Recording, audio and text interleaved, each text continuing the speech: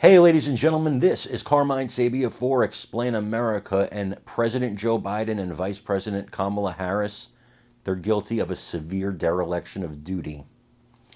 Before we get started, please make sure you like, comment, share, and subscribe.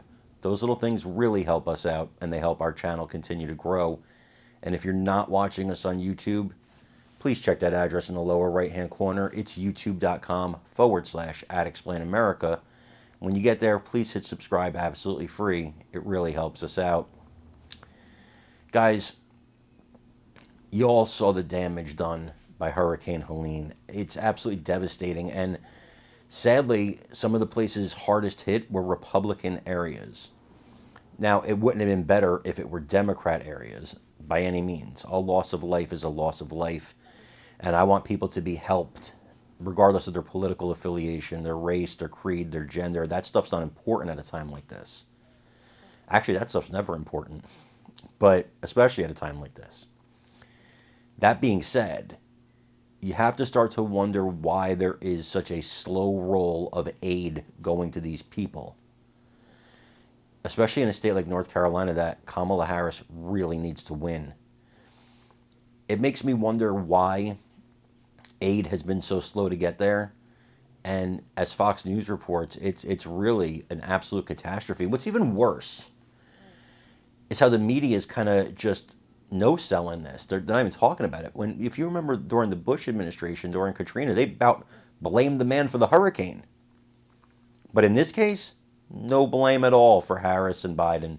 No blame at all for how devastated these areas are that are not getting help. No blame at all for something I learned today that you might have not heard of because the news isn't really reporting it. FEMA's just about out of money, and the reason they're just about out of money, well, it's because they spent a ton of money on illegal immigrants and housing them and feeding them. Yeah. So here we are. That's Joe Biden and Kamala Harris's America. I want you to watch this video and then let me know what you think in the comments. On the hurricane, Mr. President, why weren't you and Vice President Harris here in Washington commanding this weekend? I was commanding. I was on the phone for at least 2 hours yesterday and the day before as well. I commanded. It's called a telephone. President Biden was at his beach house, and Vice President Harris was hosting political fundraisers on the West Coast. Is there a reason that they could not be here? The president did exactly what a president in this moment needs to do, which is directing his team to take action. The White House trying to defend Biden's beach trips after Helene hit the southeast. Here with reaction is Fox News contributor Mark Thiessen. Good morning to you, Mark. Good morning, Ainsley. Good morning. I understand a president, needs a vacation day, needs to go play golf, needs to go to the beach, whatever. But I feel like every picture now is Joe Biden at the beach. And when there are people in our country, state after state after state, 4 or 5 states affected, and they're losing their houses, they're losing their loved ones, he can't be on the beach.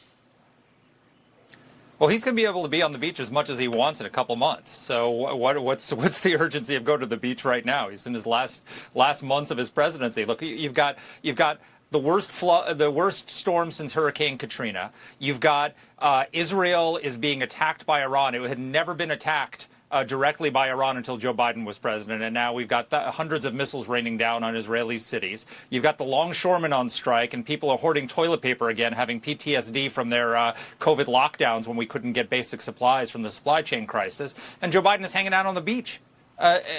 He said in that clip, I spent at least 2 hours on the phone. Oh, he must be really tuckered out after 2 hours of phone calls. I mean, he's got multiple crises he's got to be managing. I could not believe he said that. I think it just came out of his mouth. It was he stunning. wasn't thinking, but right?